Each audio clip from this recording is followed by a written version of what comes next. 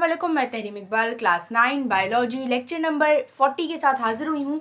और आज के लेक्चर का हमारे पास टॉपिक है 5 किंगडम क्लासिफिकेशन सिस्टम, जिसमें हम पढ़ेंगे कि किस तरह जो पुराने किंगडम्स थे, यानी जो 2 किंगडम क्लासिफिकेशन थे और 3 किंगडम क्लासिफिकेशन थे, उसमें जो प्रॉब्लम्स थी उसको किस तरह सॉल्व करके किंगडम बनाया गया जो कि था 5 किंगडम क्लासिफिकेशन। और इसमें किस तरह उन चीज़ों को इन्होंने सॉल्व किया और किस तरह इन्होंने ऑर्गेनिज्म को क्लासीफाई किया। तो पहले हम थोड़ा रिकॉल कर लेते हैं कि जो 3 किंगडम क्लासिफिकेशन था उसमें क्या क्या लिमिटेशंस थी। उसमें पहली लिमिटेशन ये थी कि प्रोकैरियोट और यूकैरियोट का डिफरेंस नहीं बताया गया, उसमें उसके बारे में कुछ नहीं बताया गया कि ऑर्गेनिज्म प्रोकैरियोट है कि यूकैरियोट है। दूसरा ये था कि कुछ ऑर्गेनिज्म ऐसे थे जो हेटेरोट्रॉफ थे पर उनको प्लांट किंगडम में रख दिया गया था, जैसे फंजाई। उनकी सेल वॉल भी डिफरेंट थी, सेलुलोज की नहीं बनी हुई थी, काइटिन की बनी हुई थी।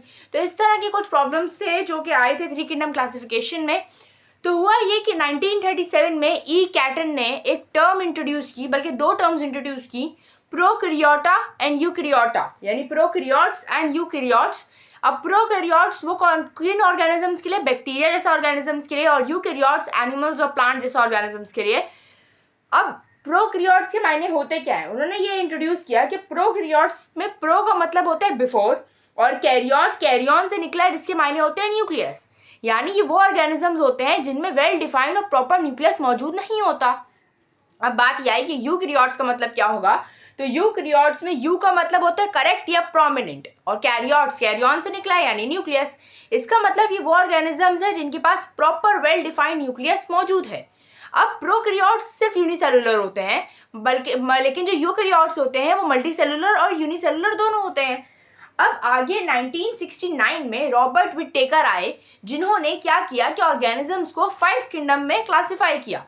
किस तरह क्लासिफाई किया कि उन्होंने पहला किंगडम बनाया किंगडम मोनेरा का, उसके बाद दूसरा किंगडम उन्होंने बनाया प्रोटिस्टा का, फिर फंजाई का किंगडम, फिर प्लांटाई का किंगडम और फिर एनिमेलिया का किंगडम। इस तरह उन्होंने 5 किंगडम बनाए और 5 किंगडम के हिसाब से क्लासिफाई कर दिया ऑर्गेनिज्म को।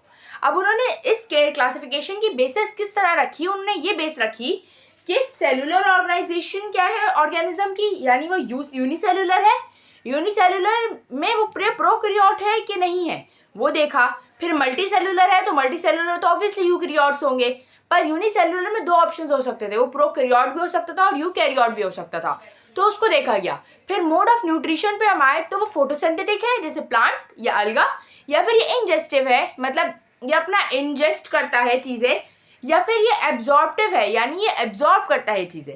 इन बुनियादों पे क्लासिफिकेशन की गई और 5 किंगडम क्लासिफिकेशन को इंट्रोड्यूस किया गया।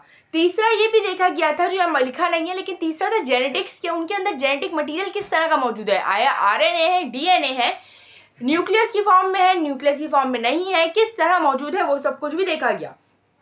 अब एक एक किंगडम को वजाहत के साथ हम पढ़ेंगे नेक्स्ट लेक्चर में।